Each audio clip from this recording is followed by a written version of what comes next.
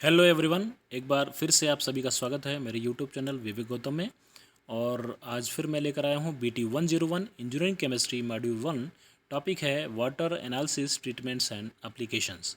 तो देखते हैं आज इस चैप्टर में हम क्या डिस्कस करते हैं। तो सबसे पहले कंटेंट्स की बात कर लेते हैं। और कंटेंट्स में आज हम डिस्कस करेंगे numerical problems based on alkalinity. Alkalinity पर बेस्ड न्यूमेरिकल प्रॉब्लम्स सॉल्व करने का प्रयास करते हैं। तो चलिए, अगर आप मेरे चैनल पे पहली बार हैं तो मैं चाहूँगा कि आप मेरे चैनल को लाइक करें, शेयर करें, सब्सक्राइब करें और बेल आइकन पे ज़रूर प्रेस करें ताकि आगे आने वाली वीडियोस की नोटिफिकेशन आप तक आसानी से पहुंच सके। तो चलिए स्टार्ट करते हैं numerical problems based on alkalinity. तो इसके लिए सबसे पहले हम क्वेश्चन लेते हैं। क्वेश्चन आपके सामने है, मैं इसको एक बार एक्सप्लेन कर देता हूँ। A sample of water was alkaline to both phenolphthalein and methyl orange. यानी जो सैंपल हमारे पास है, वाटर सैंपल जो हमारे पास है वो अल्कलाइन नेचर का है, और जो फिनेप्थलीन और मिथाइल ऑरेंज दोनों के लिए अल्कलाइन है। ये फिनेप्थलीन और मिथाइल ऑरेंज दो इंडिकेटर हैं, और इसी इंडिकेटर के थ्रू हम ये अल्कलिनिटी को फाइंड आउट करते हैं। तो दोनों के लिए ये सैंपल, वाटर सैंपल अल्कलाइन है।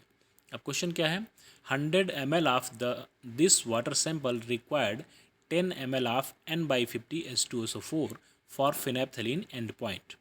यानी ये जो वाटर सैंपल हमको मिला है, इस वाटर सैंपल को हम नाम दे सकते हैं अल्कलाइन वाटर सैंपल AWS। तो AWS का 100 ml हम वाटर सैंपल लेते हैं तो वो N/50 H2SO4 कितना कंज्यूम कर रहा है, 10 ml। किसके लिए, फिनेप्थलीन एंड पॉइंट के लिए। अगर फिनेप्थलीन इंडिकेटर का इस्तेमाल करते हैं तो उसके लिए 100 ml water sample 10 ml H2SO4 consume करता है। आगे है and 30 ml of the acid two methyl orange and point. यानी वही वाटर सैंपल, यानी फिर से हम अगर लें 100 ml वाटर सैंपल तो वो मिथाइल ऑरेंज एंड पॉइंट के लिए मिथाइल ऑरेंज इंडिकेटर के साथ 30 ml H2SO4 कंज्यूम करता है ऑन सेपरेट टाइट्रेशन। यानी दोनों टाइट्रेशन अलग अलग करने हैं। पहले हम 100 ml वाटर सैंपल लेंगे और फिनेप्थलीन का इस्तेमाल करेंगे तो 10 ml H2SO4 कंज्यूम करता है। फिर दोबारा हम 100 ml वाटर सैंपल लेंगे और दूसरे इंडिकेटर का इस्तेमाल करेंगे जिसका नाम है मिथाइल ऑरेंज, तो उस केस में वो 30 ml H2SO4 कंज्यूम करता है। अब क्वेश्चन क्या है, determine the type and extent of एल्कनिटी present. अब हमें फाइंड आउट करना है कि उस वाटर सैंपल में किस प्रकार की एल्कनिटी है और कितनी मात्रा में है। आई होप क्वेश्चन समझ में आया होगा। तो चलिए चलते हैं सोल्यूशन की तरफ। तो सबसे पहले we will solve this numerical problem with the help of normality concept. इस न्यूमेरिकल प्रॉब्लम को हम नॉर्मेलिटी कॉन्सेप्ट से सॉल्व करने वाले हैं। ठीक है, तो देखते हैं कैसे करना है। सबसे पहले गिवन डाटा देखते हैं। तो हमारे पास क्या दिया हुआ है, नॉर्मेलिटी ऑफ एसिड हमें पता है, H2SO4 एसिड यहाँ पे यूज़ हुआ है और जिसकी नॉर्मेलिटी है N/50N। ओके, फिर है volume of alkaline water sample. दोनों केस में, दोनों सेपरेट टाइट्रेशन में अल्कलाइन वाटर सैंपल जो AWS है उसका वॉल्यूम कितना ले रहे हैं, वो 100 ml ले रहे हैं। आगे है फिनेप्थलीन एंड पॉइंट। यानी फिनेप्थलीन एंड पॉइंट कितने पर मिल रहा है, यानी H2SO4 कितना कंज्यूम कर रहा है, फिनेप्थलीन कितना कंज्यूम कर रहा है, वो 10 ml कर रहा है। आगे है मिथाइल ऑरेंज एंड पॉइंट कितना आ रहा है, जिसको कैपिटल M से डिनोट किया है। फिनेप्थलीन को हमने कैपिटल P से डिनोट किया है, ध्यान रहे, और मिथाइल ऑरेंज को कैपिटल M से डिनोट किया है। तो फिनेप्थलीन कंज्यूम कर रहा है, फिनेप्थलीन के केस में कंज्यूम हो रहा है एसिड 10 ml, मिथाइल ऑरेंज के केस में कंज्यूम हो रहा है 30 ml। आगे है टाइप ऑफ एल्कनिटी जो हमें फाइंड आउट करनी है, और एक्सटेंट ऑफ एल्कनिटी वो भी हमें फाइंड आउट करनी है। तो चलिए देखते हैं कैसे इसको फाइंड आउट करेंगे। आगे चलते हैं। तो इस प्रॉब्लम को हम किस तरह सॉल्व करेंगे, we will first determine the normalities of phenolphthalein and methyl orange, then after strength separately as follows. सबसे पहले हम फिनेप्थलीन और मिथाइल ऑरेंज दोनों के लिए नॉर्मेलिटीज़ फाइंड आउट करेंगे और उसके बाद उसकी स्ट्रेंथ निकालेंगे। तो कैसे करते हैं देखते हैं।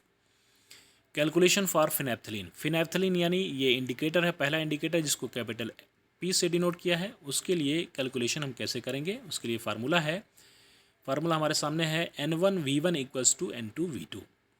तो N1V1 = N2V2 में हमें ये फिक्स करना पड़ेगा कि कौन सी पोजीशन किसकी है। तो N1V1 को हमने नाम दे दिया है 8WS, यानी अल्कलाइन वाटर सैंपल है। अल्कलाइन वाटर सैंपल की सारी रीडिंग यहीं पर आएगी।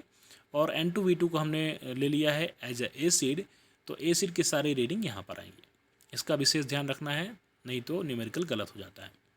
तो सबसे पहले हम देखते हैं अल्कलाइन वाटर सैंपल का N1 हमें मालूम है क्या? नहीं, हमें फाइंड आउट करना है। तो इसलिए N1 लिख दिया इनटू अल्कलाइन वाटर सैंपल का वॉल्यूम कितना लिया था हर टाइट्रेशन में, तो वो अभी देखा हमने 100 ml लिया था, तो 100 लिख दिया इक्वल्स टू N2 यानी एसिड का नॉर्मलिटी मालूम है, यस वो N/50 है तो हमने लिख दिया, इनटू एसिड कितना कंज्यूम हुआ था फिनाइलएथिलीन के केस में, तो सिंपल पता है 10 ml कंज्यूम हुआ था तो 10 लिख दिया।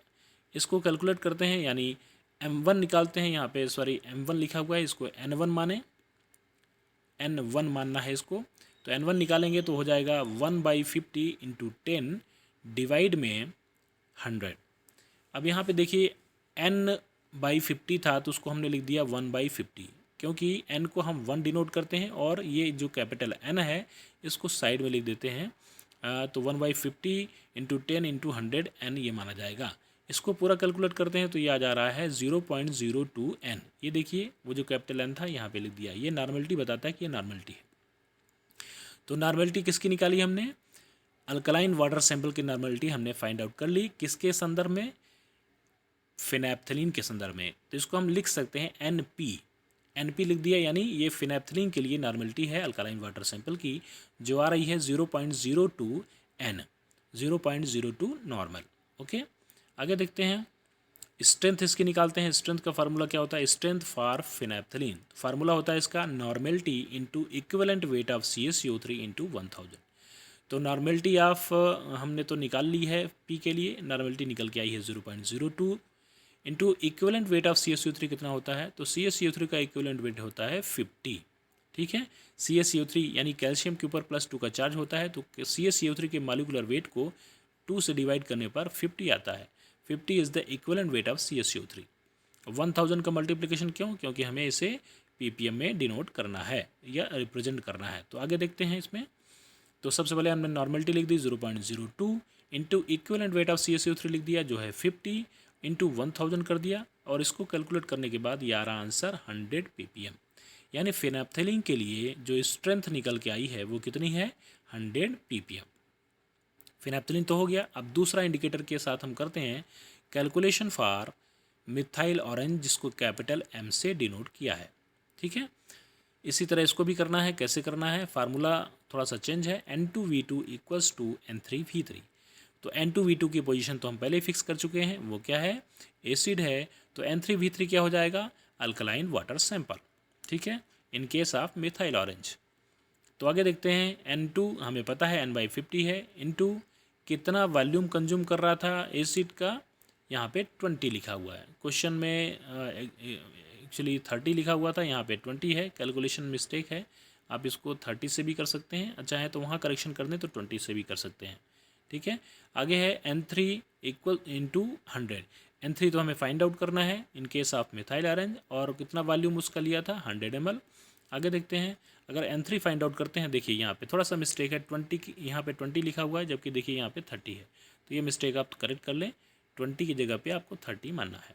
ठीक है, तो N3 निकालते हैं तो N/50 इंटू 30 डिवाइड में क्या आ जाएगा? 100। अब आगे देखते हैं इसको, N3 निकालते हैं तो ये आ जाता है 0.006 N। ये पूरा कैलकुलेशन करने के बाद देखेंगे तो आंसर हमारे पास आएगा 0.006 N।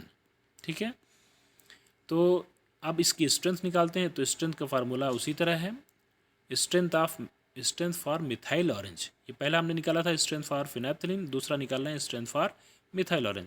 फार्मूला वही है, normality into equivalent weight of CaCO3 into 1000।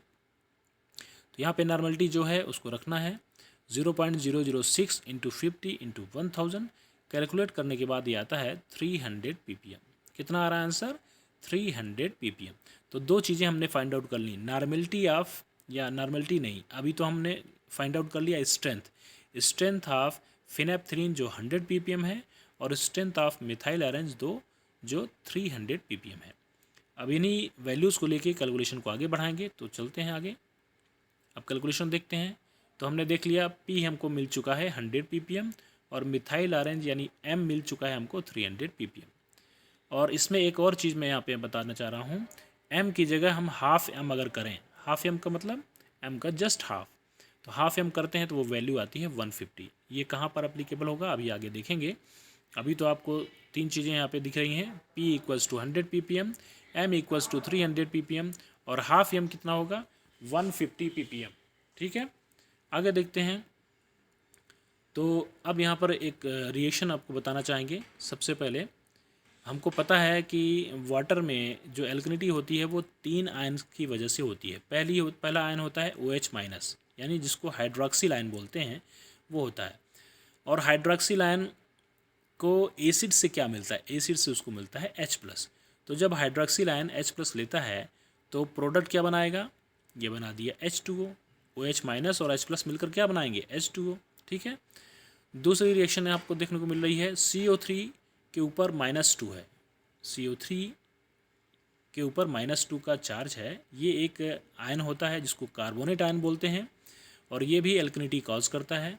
अगर ये वाटर में है तो ये एसिड से इसको क्या मिलता है, H+ मिला तो ये क्या प्रोडक्ट बनाएगा, HCO3 सिंगल माइनस। अभी CO3 2 माइनस था लेकिन एक H मिल गया तो क्या हो गया, HCO3 सिंगल माइनस।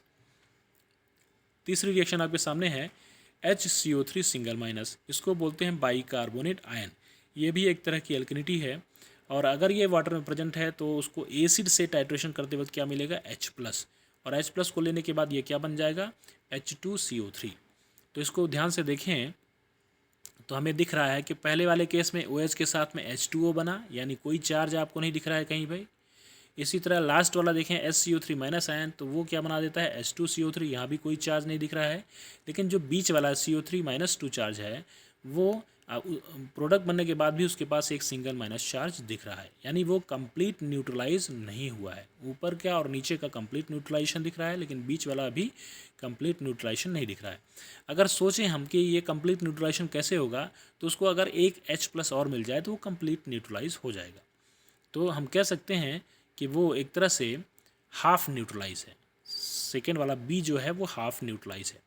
अब ध्यान से देखें तो ऊपर की जो दो रिएक्शन है, यानी OH माइनस और CO3-2, ठीक है, ये दोनों रिएक्शन के लिए रीडिंग देता है फिनैप्थलीन। यहाँ पे लिखा हुआ है फिनैप्थलीन। अगर वाटर में OH माइनस की या CO3-2 की अल्कनिटी प्रेजेंट है तो उसके लिए कलर चेंज के माध्यम से इंडिकेशन प्रोवाइड करता है फिनैप्थलीन इंडिकेटर। अगर तीसरी प्रेजेंट है तो वो कोई कलरेशन नहीं देता है, कोई कलर चेंज नहीं देता है, क्योंकि उसके बारे में वो जानकारी प्रदान नहीं कर पाता है। अब इसी तरह अगर तीनों वाटर में हैं, OH की हो या CO3 की हो या HCO3 की हो, तीनों के लिए कलर चेंज के माध्यम से इंडिकेशन देने वाला जो इंडिकेटर है वो है मिथाइल ऑरेंज। तो सीधा सा समझ में आ रहा है, बड़ा इंडिकेटर कौन सा होगा, मिथाइल ऑरेंज, जो तीनों के लिए इंडिकेशन देता है, जबकि फिनैप्थलीन छोटा इंडिकेटर है, फर्स्ट इंडिकेटर है जो स्टार्टिंग के दो एल्कनिटीज़ के लिए इंडिकेशन देता है, तीसरी के लिए बिल्कुल नहीं देता है। ठीक है, अब कंडीशंस कुछ बनती हैं। कंडीशंस क्या बननी है, यहाँ पे कंडीशंस फाइंड आउट करनी है। वो कंडीशंस आप अगर थ्योरी पोर्शन पढ़ेंगे तो क्लियर होगा। कंडीशंस यहाँ पे देख रहे हैं, P is less than half M means 2, ठीक है, means 2 type of alkalinity are present. यहाँ पर कंडीशन अगर देखें तो कोई कंडीशन फुलफिल हो रही है क्या, मैं बता देता हूँ एक बार। P इक्वल्स टू 0 पहली कंडीशन होती है, तो क्या P इक्वल्स टू 0 वैल्यू आ रही थी, नहीं, P इक्वल्स टू 100 आ रहा था, तो ये तो कैंसिल आउट हो गई। दूसरी कंडीशन देखते हैं, P equals to M। P equals to M का मतलब होता है कि P और M की वैल्यूज़ बराबर आ रही हैं क्या। अभी जो हमने स्ट्रेंथ निकाली थी उसकी बात कर रहे हैं। P के लिए 100 आया था और M के लिए 300 आया था, तो उस सारी कंडीशन को देखते हैं कौन सी कंडीशन सेटिस्फाइड होती है। तो P इक्वल्स टू 0 है क्या, नहीं, P इक्वल्स टू 100 है, तो ये तो कैंसिल आउट हो गई। दूसरा है P इक्वल्स टू M, क्या P और M दोनों बराबर हैं क्या, नहीं, दोनों बराबर नहीं है, ये भी कैंसिल आउट हो गए। तीसरी कंडीशन होती है P equals to half M। P equals to half M यानी P M के हाफ के बराबर है क्या, नहीं है, क्योंकि P 100 था और P M का हाफ जो था 150 था, ठीक है, अभी हमने निकाला था, तो ये भी कंडीशन फुलफिल नहीं है, कैंसिल आउट हो गया। आगे चलते हैं, P is greater than half M, यानी हाफ M जो है 150 और P जो है 100, तो क्या P ज़्यादा है हाफ M से, नहीं, P कम है, तो ये भी कैंसिल आउट हो गई। लास्ट कंडीशन बचती है P is less than half M. क्या P हाफ एम से भी कम है? यस, हाफ एम होता है 150 आया है और P है 100, तो निश्चित रूप से P हाफ एम से भी कम है। तो कंडीशन कौन सी फुलफिल हो रही है? P is less than half M. इसका मतलब होता है वाटर में दो तरह की एल्कनिटी प्रेजेंट है। ठीक है, कौन कौन सी प्रेजेंट है हम देख लेते हैं। पहली कार्बोनेट प्रेजेंट है और दूसरी है बाइकार्बोनेट। जब हाफ एम की कंडीशन बनती है ग्रेटर और लेसर की, उसमें दो तरह की एल्कनिटी प्रेजेंट होती है। एक साथ वाटर में मैक्सिमम दो तरह की एल्कनिटी ही प्रेजेंट हो सकती है। सिंगल, जब सिंगल की बात, जैसे P इक्वल्स टू 0 तो कोई सिंगल होगी, P इक्वल्स टू M तो कोई सिंगल होगी, P equals to half M तो कोई सिंगल होगी। लेकिन P इज़ ग्रेटर देन और P इज़ लेस देन की कंडीशन में दो दो एल्कनिटीज़ होती हैं, वो दोनों को फाइंड आउट करना है। तो ये कैलकुलेशन से हमने समझ लिया कि वाटर में दो ही एल्कनिटी है P is less than half M में। ज़रा समझो इसको कैसे। P is less than half M, जब भी P और हाफ M की कंडीशन बनती है तो एक कंडीशन तो पक्की है। चलिए मैं थोड़ा सा डिटेल और बता देता हूँ इसको। मैं पहले बताता हूँ P इक्वल्स टू 0। अगर P की वैल्यू 0 आ रही है, इसका मतलब वाटर में कौन सी एल्कनिटी होगी, आप बताइए। P इक्वल्स टू 0 आ रही नहीं, P कोई इंडिकेशन नहीं दे रहा है।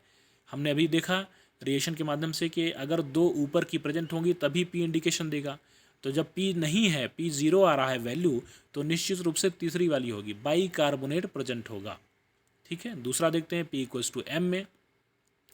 P इक्वल्स टू में ऐसी एल्कनिटी आपको देखनी है जिसके लिए दोनों की वैल्यूज़ बराबर हो, यानी P भी उसको पूरा न्यूट्रलाइज करता हो और M भी न्यूट्रलाइज करता हो। तो हम देख पा रहे हैं कि OH माइनस आयन जो है उसके लिए P भी पूरा न्यूट्रलाइज कर रहा है और M भी पूरा न्यूट्रलाइज कर रहा है। लेकिन CO3 के रीजन केस में देखेंगे कि CO3 के लिए P हाफ न्यूट्रलाइज कर रहा है जबकि M पूरा कर रहा है। इसलिए P इक्वल्स टू M में कौन सी एल्कनिटी होगी? OH माइनस की। इसी तरह तीसरी आती है P equals to half M. P equals to half M में साफ साफ दिख रहा है CO3 माइनस प्रेजेंट होगा सिंगल।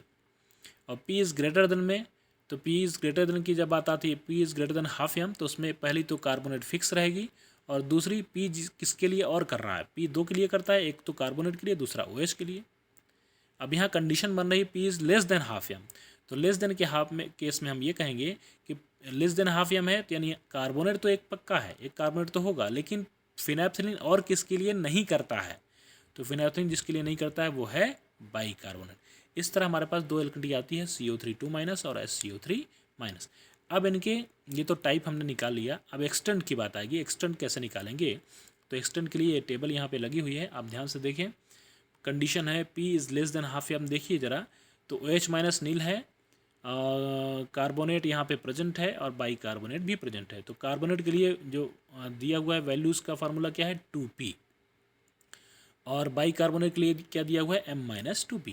तो इसको रखते हैं यहाँ पे, वैल्यूज़ रखते हैं एक्सटेंट में। कार्बोनेट के लिए 2P है, तो 2 इंटू P की वैल्यू क्या आई थी 100, तो मल्टीप्लाई कर दिया तो क्या आ गया 200 ppm। यस, इसी तरह बाइकार्बोनेट के लिए देखते हैं, फार्मूला क्या है M माइनस 2P, तो M माइनस 2P, तो M कितना है 300 माइनस 2P, 2 इंटू 100, तो ये 200 हो गया, तो 300 में 200 माइनस कर देंगे तो क्या आ जाएगा 100 ppm। इस तरह हमने फाइंड आउट कर लिया कि एल्कनिटी कौन कौन सी है, तो एल्कनिटी है कार्बोनेट और बाइकार्बोनेट की, और यानी ये टाइप हो गया। और एक्सटेंट कितना है, तो कार्बोनेट इसमें है 200 ppm और बाइकार्बोनेट है 100 ppm। तो आई होप आपको ये न्यूमेरिकल समझ में आया होगा। ठीक है, थैंक्स फॉर वाचिंग। और अगर आप चैनल पे पहली बार हैं तो मैं चाहूँगा कि इसको लाइक करें, शेयर करें, सब्सक्राइब करें, बेल आइकन पे ज़रूर प्रेस करें ताकि आगे आने वाले वीडियोज़ को नोटिफिकेशन आप तक आसानी से पहुँच सके। तो मिलते हैं किसी और वीडियो में, टिल देन कीप लर्निंग।